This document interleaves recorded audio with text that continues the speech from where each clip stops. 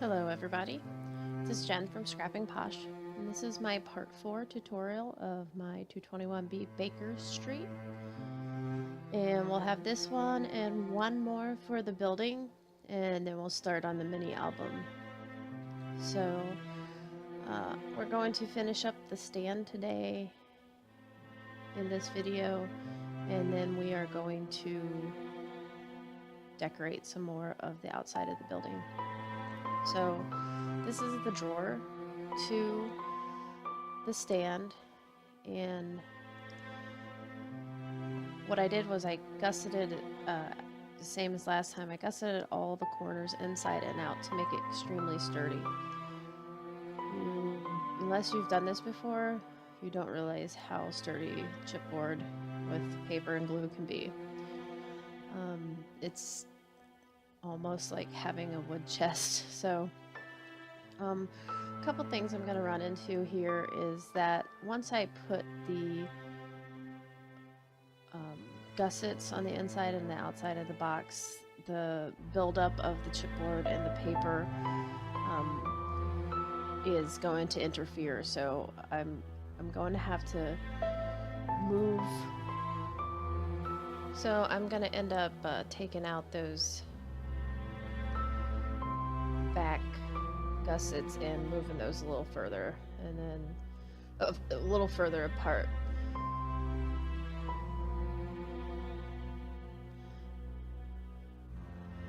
I leave the front gussets where they are because my intention is to have an extremely smooth front, almost like it's one piece. So I determined that because the gussets were the problem, that I should line both sides with the paper. This does good at not getting the gussets stuck, but it's also adding another layer. So you could tell when I put that drawer in that there's a little bit more room in the back than there is in the front. And that helps, but it doesn't solve the problem. So what I do to solve the problem is I completely wrap the drawer in washi tape.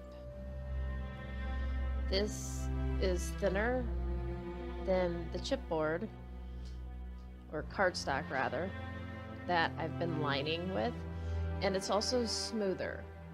So as long as I don't have any ends fraying or sticking out, it really does work well. And I go ahead and line the inside of the box with that too. So it gives me two surfaces that are smoother that allow the box to slide freely. And it also covers the brown chipboard.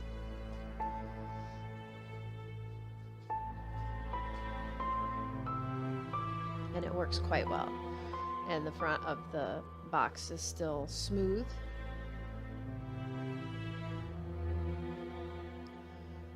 Sorry, I'm a little bit off camera there.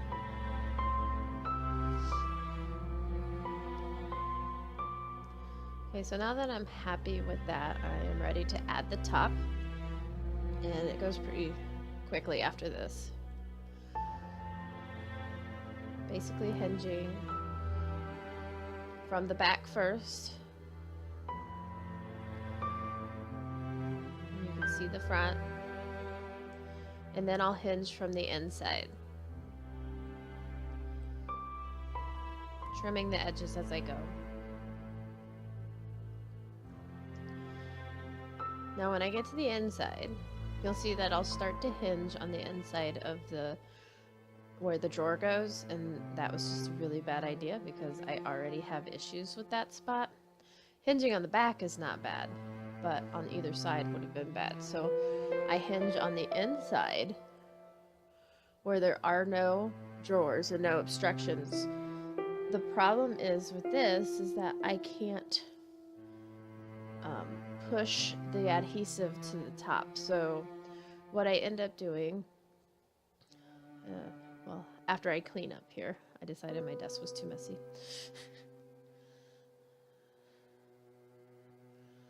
I try to stay clean. So everything that I think I may use, I put back in this little box.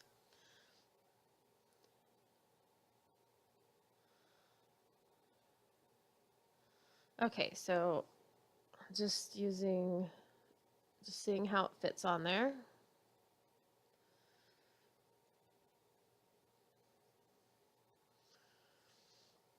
Okay, so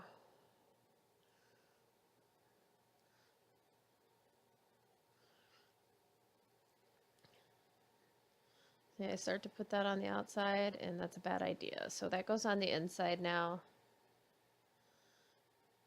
And when I go to put the lid on those 3 hinges, I'll be able to get to the back one to adhere, to push it against the top, but I won't be able to get to those 2. So what I do is I just kind of pull them up to make sure that they'll make contact, and then I set it aside.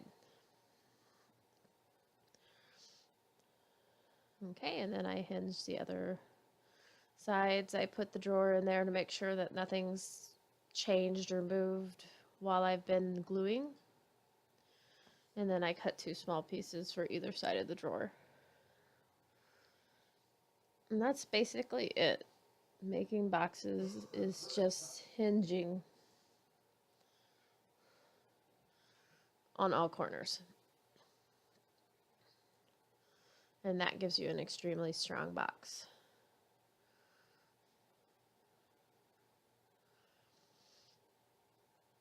And instead of lining that with black cardstock, I'm just using a black permanent marker.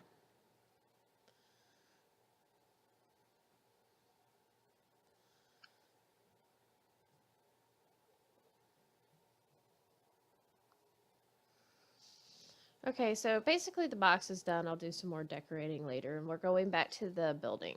We're going to do both the inside and the outside. This is the wall that I had taken out a couple videos ago because it interfered with the floor. And I'm just ripping everything off of it and putting new gussets on and decorating it with some red, what I'm going to call wallpaper.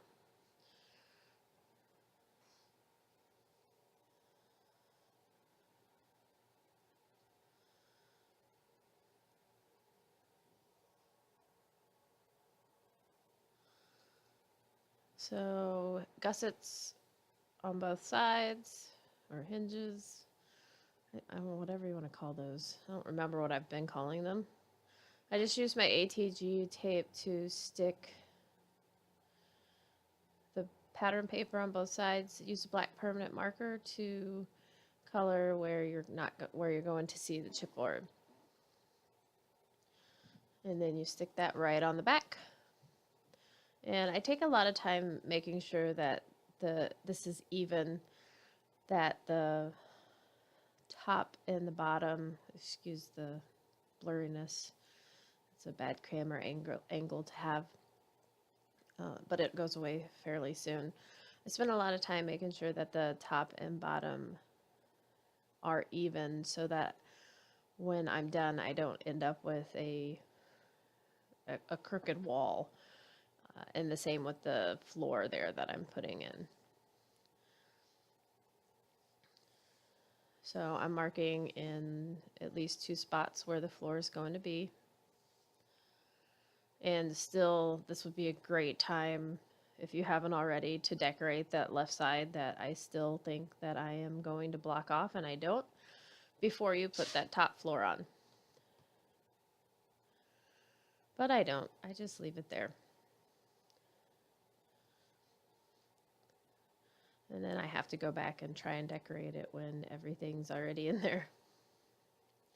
So I just got some scrap paper. I'm taking a door frame, a leftover door frame, and I'm going to use that as the door frame for the inside to make it look like there's actually a door there. And just a piece of scrap paper. And I put it approximately in the same spot as it is on the outside. I guess up until this point, the bottom floor is almost proportional to the, well, it is proportional to the front, because there's really not a whole lot you can do with seeing the sub shop doors and the very narrow spot that you have for the entryway.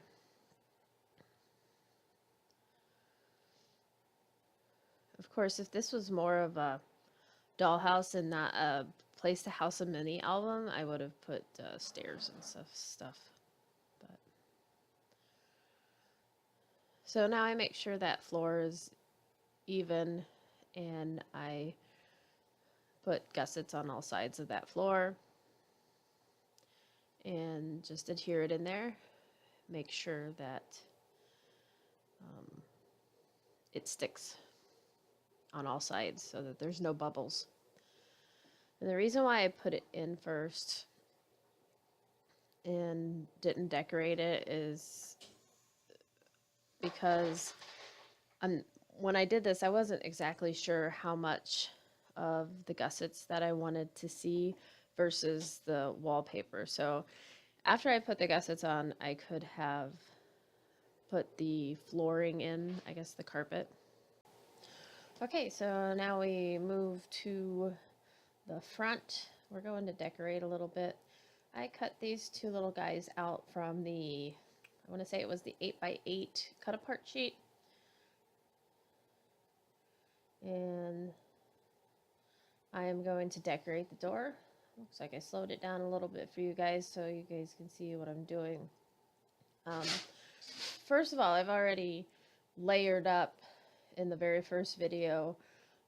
I've layered up the parts that made it look like wood. Now I have this tiny brad. I'm trying to show you guys. It was like antique bronze, and I want it to be gold like the picture that I found for reference. So I take a gold permanent marker and I color over it. Now, I think that I'm going to, at this point, I think I'm going to use a magnet in that brad, but the brad's not substantial enough to hold it. So there's several things that I do, and essentially in this, I end up with a magnet in the door that does absolutely nothing because it won't hold it. So if you want the door to close, I suggest that you use magnets on both the door and the back side. Because the brad's just not, it doesn't have enough metal to have that much hold.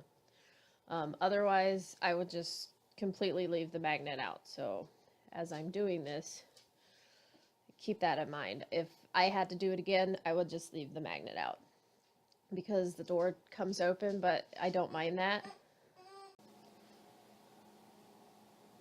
So I don't mind that because there's decoration inside and outside of the door. So I put those two little figures in there. So right now I'm carefully punching the little hole for the door handle. Possibly recommend doing that beforehand. It's not the easiest thing to do when it is three-dimensional.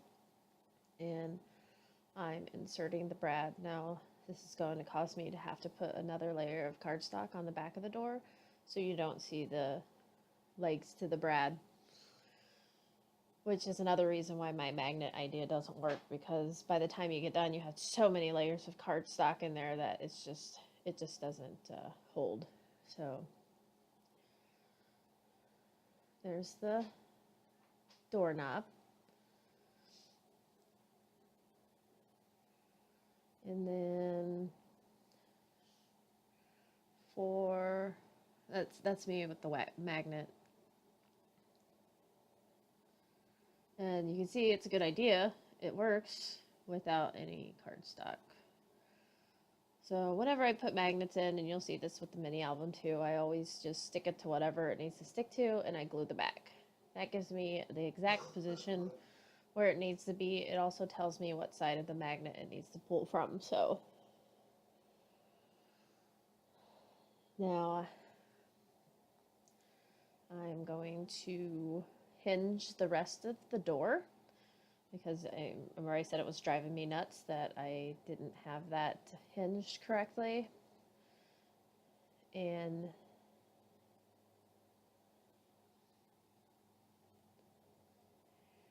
that's going to cover up, it's dual purpose. It's covering up the door, or it's hinging the door, and it's covering up the brad legs.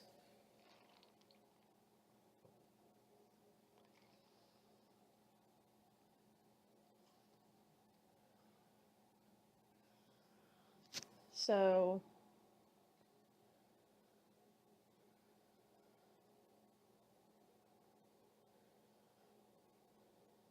you know that once I do this, I'm going to have to put another layer of pattern paper on the inside of the door.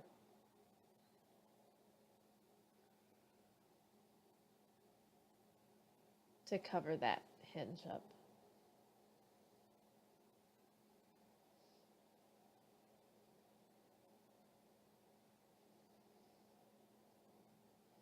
Some of this is self-explanatory. I really don't have anything to say. Before I glue the hinge all the way down to the inside of the door, I want to make sure that it has like maximum movement, which basically means that I glue it to the door and then I glue it to the inside of the door, open and close the door so that I know it's not pulling anywhere. And up until this point, the door still stays shut with the magnet. Of course, there's no cardstock covering the other side of the magnet. It is covering the leg brads. Now I'm going to add a layer of cardstock to the inside of the door to cover my gusset. And I chose to do red, the red checker. And this is where you can see that the magnet loses its hold. That additional layer of cardstock it doesn't stick through there. So hopefully I don't make you sit here and watch me trying to figure this out for too long. Because basically I just give up on it after a while. I still have an additional layer to put on with the two figures that I'm adding. Oh, there's me deciding that if I put that magnet on the outside, it'll be better. But guess what? If it didn't stick with that piece of cardstock over it, it's not going to stick with the other piece of cardstock over it, which I apparently didn't think of at that time. So, yeah, just leave the magnet out, I guess. I either that or put a magnet underneath the brad, but I think that would add too much bulk. I mean, that would almost be like 1/8 of an inch. The door would be standing open just with the magnets. So now I speed it back up because that was the extremely boring part. I think I'm going to slow it back down to do the door knocker. So no fear. Now, these two little figures, because of the layers that I have on the house, the door sits up quite a bit further than the back, the wall. And the little guy on the right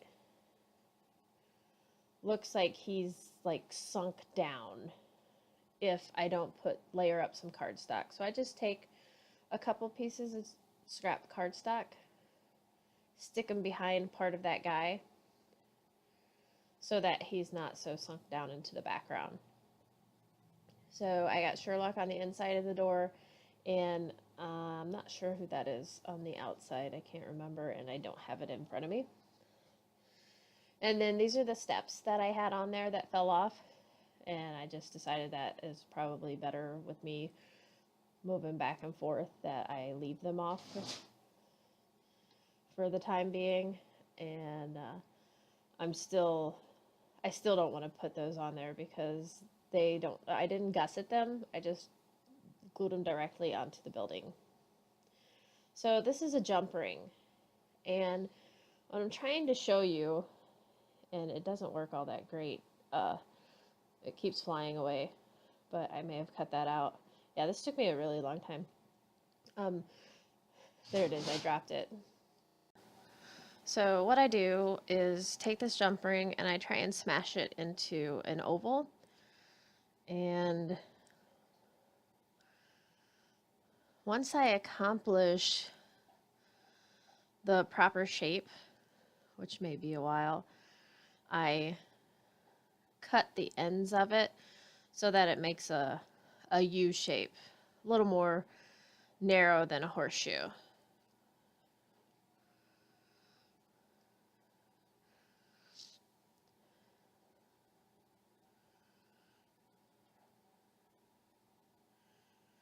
And I just used a gold jump ring to match the door. That's me. I'm still amazed that that magnet didn't hold. I just want to tell myself, duh. But so I come to grips with, yeah, it's just not going to happen. I think I used, first I put some Scotch Quick Dry adhesive. I decide that probably my best bet for that little metal piece, the door knocker, is going to be a glossy accent. So put a tiny drop of glossy accents on there so it doesn't leave too much of a big shine. And then I just stick this right on the door so that it mimics the real door.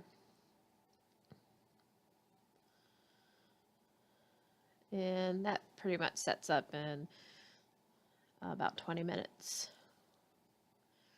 Now for the mail slot, I have these letter stickers, these block letter stickers, and I'm just going to take a very small piece of one of the black letter stickers and then use my tweezers and put it right on the door. So the mail slot is actually a piece of sticker that I cut out into a rectangle. And I just make sure, because it goes over the frame in the middle, I just make sure it's just glued down on both sides. I may have added some extra glue to that just to make sure it's stuck. It's always a good idea.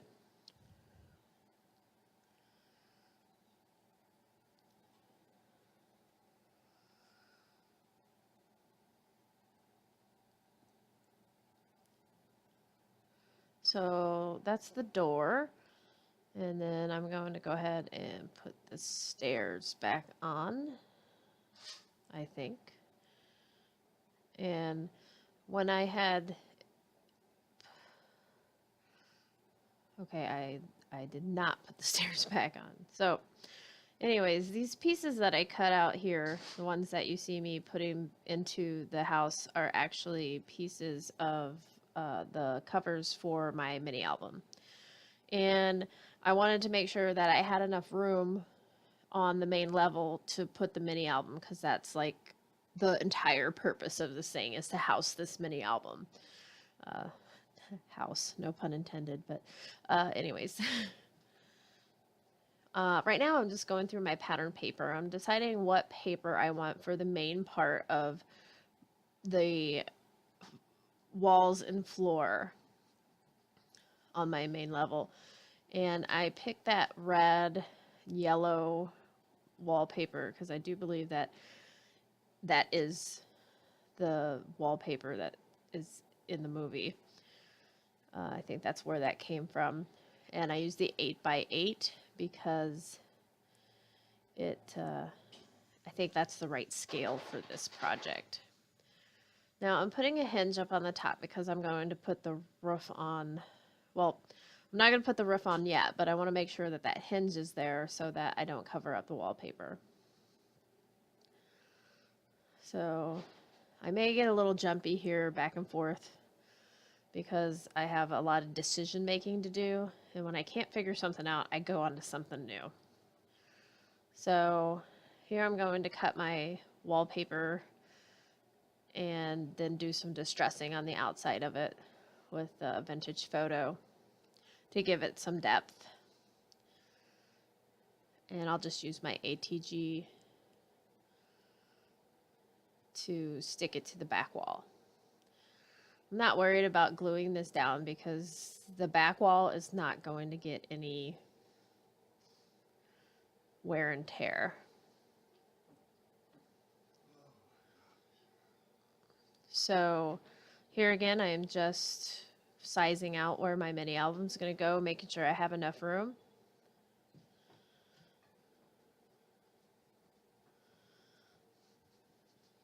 And I'm using my black permanent marker to color in all the chipboard that may show after I cover it with black cardstock.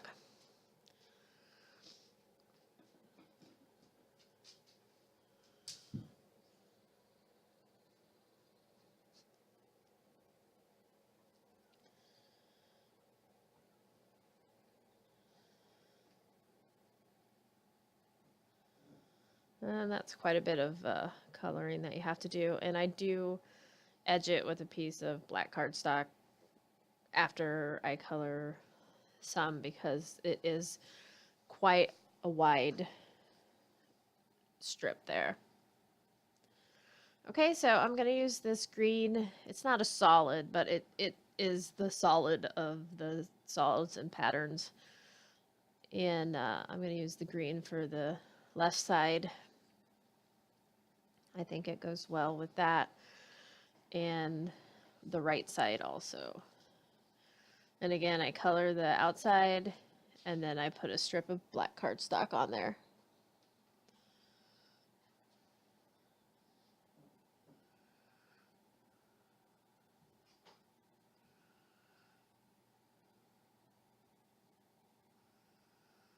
And I'm just going to cut around where that second floor hits. This is something I probably should have done before I actually put the floors in. It would have made it easier. The same with the stairs on the outside. It would have been way easier to put the hinges on before I put the stairs on so I didn't have to cut around them like I did. Okay, so I guess I changed my mind about the green on the you see my head. It says I changed my mind about the green on the right side and I ended up using that black checker. I guess I should have paid attention more. I would have known. And then on the floor, I think I end up using that yellow. Okay, so I decided to make a fireplace. So I take this frame from one of the cut-aparts and I back it on black cardstock and then back that on this red pattern paper. And then I cut another layer out and try and get it even. And it does not end up being even at the end, but it's kind of a background thing, so you really don't notice. And then I back the, well, I pop it up with some scrap chipboard to give it some dimension. And then I put black behind it. And those are just scrap, that's just scrap paper. So here I have some chipboard, just real thin strips left over from cutting miscellaneous parts of the building. And again, this is great use of all your extra chipboard, not just for, you know, building buildings, but you can use it for popping up anything because it's a good size. So here's the idea: is I took these two figures from the 12 by 12 cut aparts and I fussy cut them out, and they're actually in the train, but I thought it was a nice representation of the two sitting together, and it reminded me of them sitting in the living room in front of the fireplace. And I'm just taking a lot of different pattern papers, and by no certain pattern, I'm just cutting out what flames look like. And it doesn't have to be an intricate design, because if you put enough layers on there, basically all you need is some little flamey fingers sticking out, and you get once you layer those on top of each other and put some dimension on them, they look like flames. So after I cut out several of the little flamey fingers out of different cardstock, I will take some barn door distress ink and go over the flames, especially the tips of the flames, to give them that look. And this sheet that I'm using here, it's kind of like the Tim Holtz sheet that you use for sprays and stuff. And it's actually Kevlar. It's supposed to go in the bottom of a stove. So I'm just layering all these different pieces of fire on top of each other. And, you know, layering some, and I don't know if I pop any up or not. It doesn't look like it. But it is in the background behind them, so I don't want too much dimension to it. So you can see the effect that it has. It's pretty neat, and I just start tucking things behind. And then I glue the fireplace directly onto the back wall. And this is why I didn't have the windows come through, is because this part of the house is not proportional to the outside of the house. And then there's John and Sherlock hanging out in front of the fireplace. And then I want a little bit of extra decoration. They need a picture above the fireplace, so I'm going to take this skull from the signature sheet. I think it was the 8x8. Cut it out. I'm going to use one of the frames. Oh, no, this one I'm going to use as something sitting on the mantle. And then I'm going to come to the end of the video here, so I'm going to stop, and I will see you in part 5. We'll finish this building up, and I appreciate it that you guys watch, and please feel free to ask any questions. See ya next video. Thanks. Bye-bye.